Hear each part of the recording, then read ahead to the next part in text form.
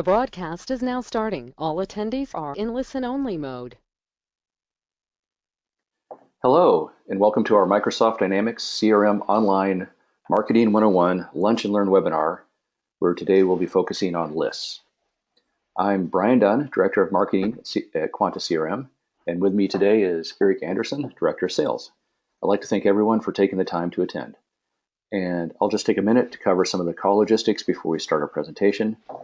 Today, everyone will be on listen-only mode. So that means if you have questions, just type them into the question box in the GoToWebinar control panel, and we will answer those at the end of the webinar. Also, this webinar will be recorded, so if you miss some details and need to view it again, or if you know someone you think might benefit from the information and they are not present, then you can just visit us on our events page at quantacrm.com tomorrow, and there you'll find the recorded presentation. And while you're on the events page, you'll also see our upcoming Lunch and Learn webinars. So if you find this one valuable or have interests in other topics concerning Microsoft Dynamics CRM Online, then you can sign up for future webinars there. Today's webinar should run about half an hour, and if Eric will advance the slide, then I will begin the presentation.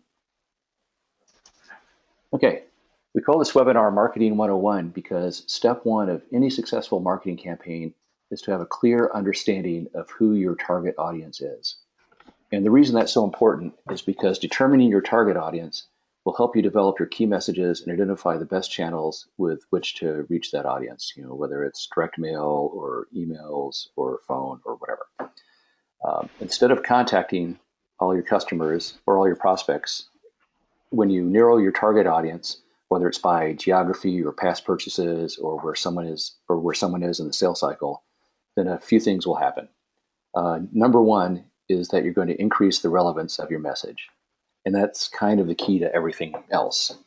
What increasing the relevance means is that you will be able to speak to the issues that are directly affecting your targets in a manner that makes sense to them and causes them to take action. So instead of emailing all your customers about a sale on parkas, you would only target those in the northern states. So you could talk to them about the impending winter and how now is the time to take advantage of your promotion to get a less expensive coat before the snows hit. If you sent this message to your entire base, including customers in Florida, say, you would run the risk of bothering them with messages or emails that just don't apply, and it might cause them to take an action other than buying a parka, like unsubscribing from your emails altogether or beginning to shop somewhere else where they're not bothered by emails that are just meaningless and annoying to them. So again, increased relevance is the key to all the other benefits here. For example, you're also going to increase the open rates for your email campaigns. Since your message is greater relevance, your target audience is more likely to continue to read what you send them because they know you're not going to bother them with things that just don't matter. And that in turn is going to lead to a lower opt-out or unsubscribe rate. So again, since your message is greater relevance, your target is less likely to unsubscribe from your email since you're actually providing them with information that is of specific interest to them. In other words, your message has more value. And because of this, you'll avoid being seen as spam since relevant messages speak to their needs and spam does not. So that just means you're not bothering people in Florida with parka offers. All of the effects of targeting your audience and your message should then lead to an increase in revenue. And the reason for this is because relevant messages sent to the correct target audience will result in more leads. And with more leads, that means you're going to acquire more customers, you're going to have more click-throughs, more people respond to your emails, and that means more closed sales and more revenue. And then once you do have someone as a customer, you should be able to increase your customer retention rate because you can target specific product messages and relevant offers to the actual people who own your exact product. And since you'll be communicating these offers and and other how-to information on your product to the correct audience, this will lead to your customers getting more value from your product or service, which leads to repeat customers and a higher lifetime value of these customers to your business. So kind of recap, targeting your audience and your message leads to increasing the relevance of your message, increasing open rates, lowering opt-out or unsubscribe rates, avoiding being seen as spam, increasing revenue, and increasing customer retention. So now the way we do all this with Microsoft Dynamics CRM Online is by creating lists. So for the next part of the Lunch and Learn, I will turn the controls over to Eric.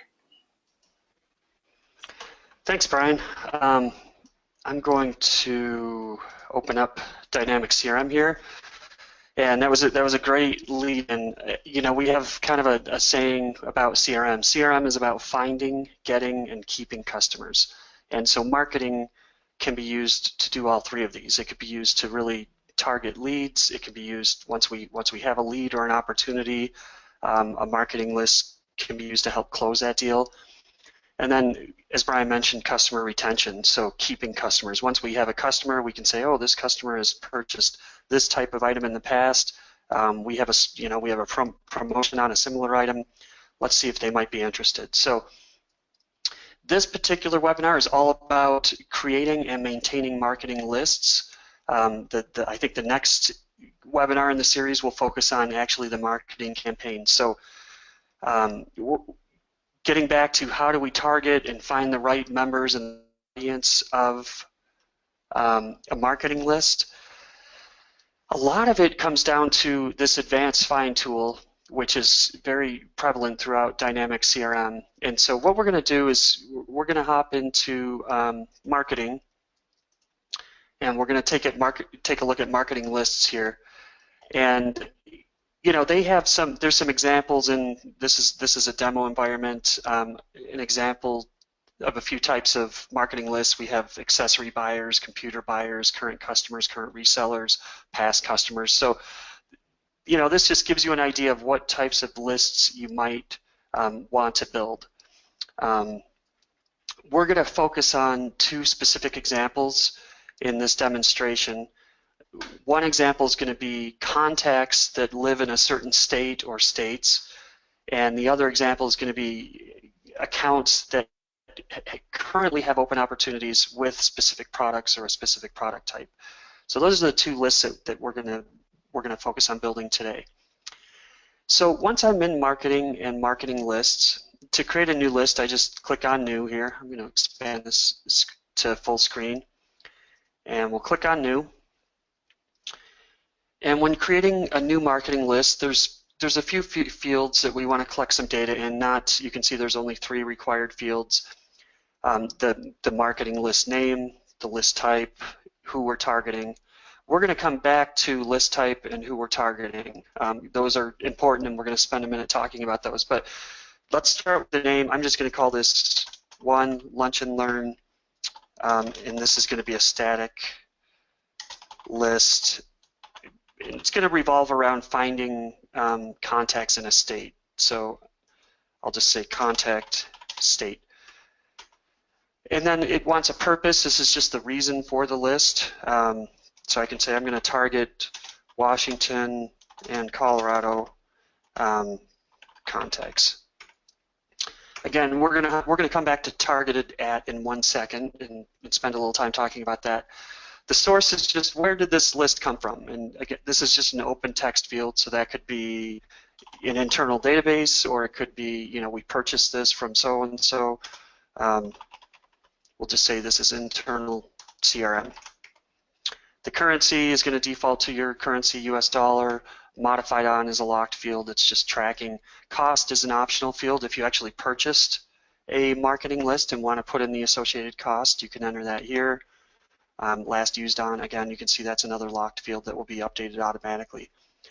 Locked, I can lock this list if I want to be the only one to modify the list. So if I lock it, then the owner of the list, which is going to default to me, is the only CRM user that can actually modify this list. So that can be set to yes or no. If you have other people that might need to come in here and modify this, you can leave it as no. And then there's just a description field, additional info about the list, so anything relevant that you might want to add about the list. So let's hop back up to, first let's talk about targeted at. You can see that there's 3 options here. There's only 3 options, and you have to be careful here because once you select a target audience and save it, you can't actually modify that field later. So you have account, which could be a customer or a vendor or a partner. You have contact and you have lead. So those are three different distinct record types. And one question we do get a lot is, is it better to use an account or a contact? One thing to point out here is that account will use, a lot of marketing sometimes will revolve around email campaigns. So just be aware that the account uses the account email field. It doesn't automatically pull the primary contact email over. It just uses the email field on the account. And I think we'll get a chance a little bit later. We'll go to the account and account record and just show you that field. The contact just uses the email field from the contact. So in general, it might be a little bit safer to use a contact if you have if you're collecting emails there. If you're using account and you do plan on using this list to do an email campaign, you might just want to take a look at these accounts and make sure they have emails tied to them, or else that's not going to work so well. For this scenario, we're going to use contact. So I'm going to select contact here, and then we'll hop up to the list type. The list type, you have two options, static or dynamic. Static is just like the word says, it stays the same. It doesn't change unless I manually change it. So nothing's going to be automatically updated with a static list. In dynamic, basically what you do with dynamic is you're creating some type of a select query that's going to automatically pull in records. And if something falls in or out of that selection criteria, it will fall in or out of your marketing list. So dynamic, automatically updated. Static it stays the same unless you manually change it. Okay, so once I have this information filled out, you can see right here over members, this is where I actually create my list. There's no options here. As soon as I save this, I can save it up here to the left or down at the bottom. But as soon as I save this marketing list, we'll go ahead and save that now. You'll notice under the members, I have now a plus and also I have a records associated button as well. So, okay, now that we've saved the list, now we actually want to add some members to this list. And remember, we're going to start out with a static. We'll also do a dynamic list in a few minutes. But with the static, when I go to add members, I have four options. I can find members using a lookup. I can add using the advanced find. I can remove using advanced find. I can evaluate using advanced find. So advanced find, again, is going to be a common theme with marketing lists, and this is going to turn into a little bit of an advanced find lesson as well, but that's fine because, again, it's a very prevalent feature throughout Dynamics CRM. So let's take a look at add using lookup versus add using advanced find. So if I add using a lookup and say continue, this is a standard kind of a lookup field if I was searching for contacts. Now, when I hit the drop down here, what do I have? I have list views. I have system list views for contacts, and then I have my own custom views for contacts. So these, again, are coming from, if I go into advanced find and save a personal view, it's going to show up here if it's a contact related view. So I'm going to select active contact state. And what I'll see here is that this is a personal view that I've created that has the state in the left-hand column, and I can sort by any of these fields. So I'm gonna click on the state again, so I have it sorting by state in descending order. I have the name of the contact here. With this particular view, I actually also added the primary contact name, and the reason I did that is if I have multiple contacts for the same customer, I'm just going to slide some of these fields over a little bit so that I can get to the company name here. So I have the state, I have the full name of the contact, I have the primary contact for this company, and those may or may not be the same. So you can see right here I have Robin, but George is the primary contact. So again, just when we're using contacts, we may want to add all of the contacts from a company to a list, or we may just want to grab the primary contact, but this allows me to do whatever I want because I can see the contact name and the primary contact name. I'm just going to grab a few of these, and I'm just selecting specific records, and I'll say select, once I have that, I can add these. So when I say add, it's going to say, hey, we're going to add 4 contacts to the marketing list. So now I have 4 members of this particular marketing list. Okay, so that's one way to get to add members to the list. I'm going to go back in here. Another way would be to add using advanced find. So let's take a look at this. Add using advanced find. I'm going to hit continue here. Now this takes me into a selection criteria. So again, I can see any of these views that are tied to contacts. And so if I want to take the active contact state view, maybe what I want to do is put a filter on this. So the state, again, if I go over to the purpose of this, I'm targeting Washington and Colorado contacts. So I'm going to come here and say address 1 state is equal to Washington. That's one option. And then I can do the same thing again here. Address 1 state is equal to Colorado. Now, the way this works is it kind of assumes that these are an and criteria. So it's assuming that I want this and this. If I want to turn it into an or, which I do in this case, I want to say bring in Washington or Colorado. And again, this goes back to the advanced find functionality and building lists. But how I would do that is I'd hit the drop down over here and select the row. And then I'd hit the drop down here and select the other row. And I would basically say add an or to these 2 rows. So I'm saying the status is equal to active and in parentheses the state is equal to Washington or the state is equal to Colorado. Okay, so at this point I can hit find, and this is, this is more of an advanced scenario here. You don't have to do any of this. You could just find a list and select find, and then it's going to show me all of the values, and I can just manually select, or I can say add all of the members that show up. So if I wanted to add every single contact that's in Colorado or Washington, I can just say add all the members returned by the search and add to marketing list. Or again, I could say add just selected members, and I can kind of pick and choose. So it's up to you on what you want to do at this point. So I'm going to add everybody, add to marketing list. If I said, oh, this didn't work so well, I want to get out of this, I can go back to the query. If I just want to stop altogether and say, oh, I don't want to mess anything up right now, I just want to go back to those 4 records that were already there, I can go up and file, close, and back out. But I'm going to take all of these, add them to the marketing list. Okay, so now I have a much bigger list of members than before. I have a lot more than the 4 I previously had.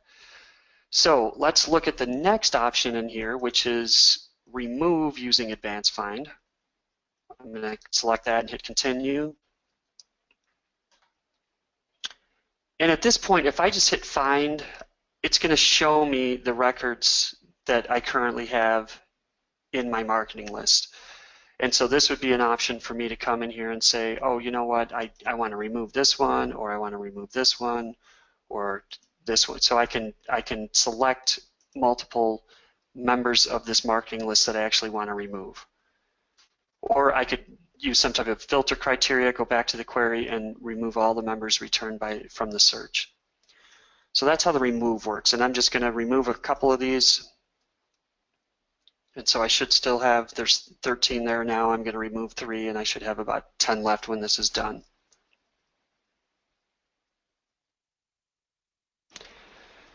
Okay, and then the final option under this is evaluate using advanced find. So we're just going to take a quick look at that. Let me remove a few more here. I'm just going to remove everybody.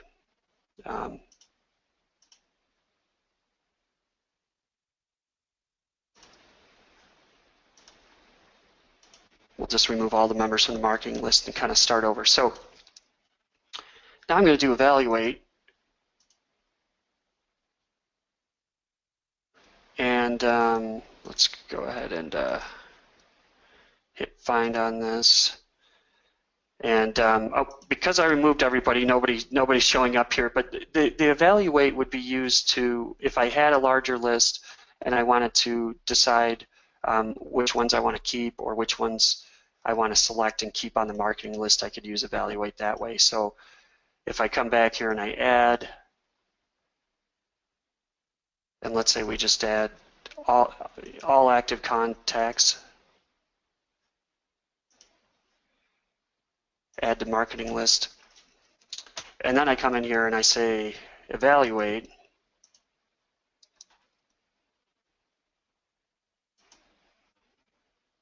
and let's say I want to look at that state view and then find.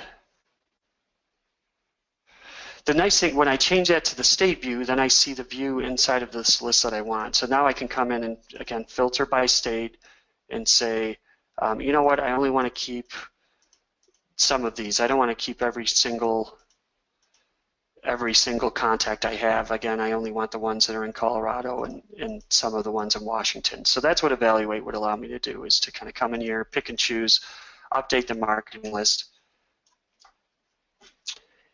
And that kind of gives you an idea of how a static list is created and how you add members to a static list. Now there is a button over here that says see the records associated with this view.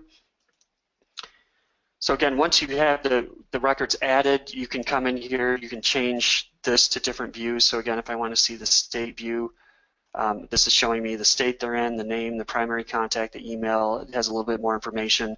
I can run reports based on these member lists. I can export these to Excel if I want to dump them out to Excel. So some other functionality there.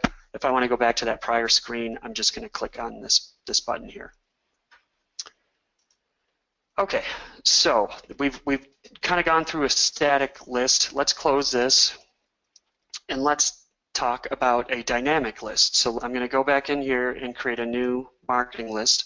We've only got a few minutes left here, but we'll try to go pretty quickly here. So we'll call this one Lunch and Learn Dynamic, and we're going to focus on basically accounts that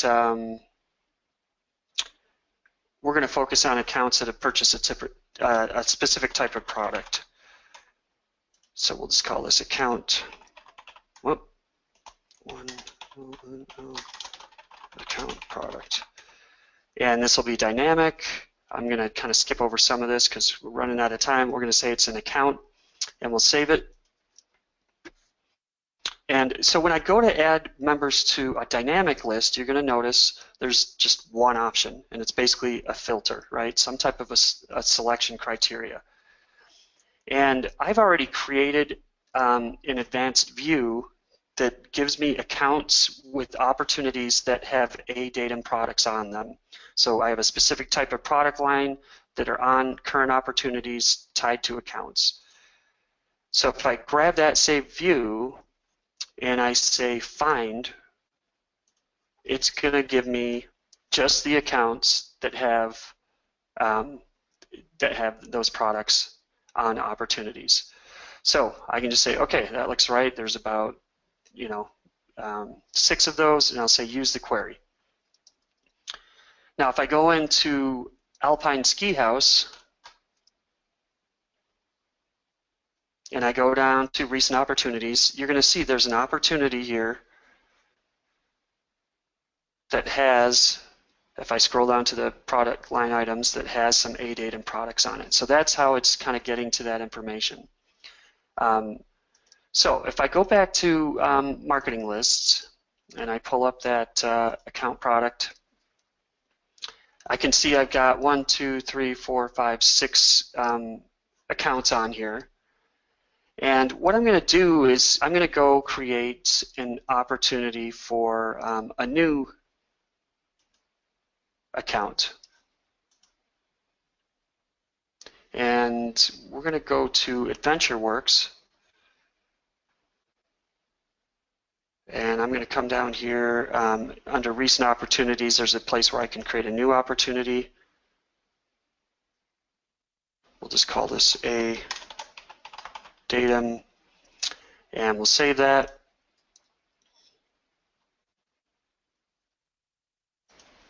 Whoops, let's see here.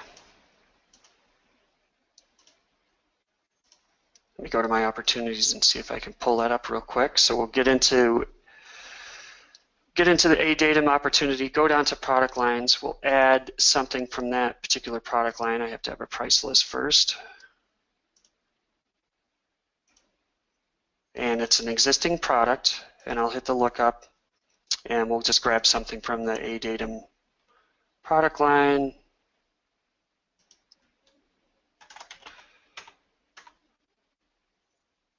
And I'm going to add one more product here. We'll do this X300. Okay, and then we'll save that. So now I have an opportunity with some A datum products on it tied to AdventureWorks. So I've saved this. If I go back to my marketing list and I open up this account product marketing list, you could see now I have AdventureWorks on here. So that just basically automatically, it's bringing in, based on the selection criteria, accounts that match that filter. Now, I was hoping to spend a little bit more time on the advanced find. If I go into advanced find, this is kind of the key to building lists, is you have to understand how this advanced find works. So if I drop into this accounts that have opportunities with A datum products, you can see here I'm dropping from accounts, I'm going into opportunities related to that account. So when you build an advanced find, there's the records that are tied directly to the account, and then there's related entities like an opportunity. So I grab that field, the opportunities related to the account. Then I go a step deeper and I say the opportunity products on the opportunity. And then from there, I grab the existing product field equals, and I have a lookup here where I can grab all of my A datum products. And that's how I created this particular advanced find that I'm using on that dynamic marketing list. So again, advanced find is a key to building marketing lists.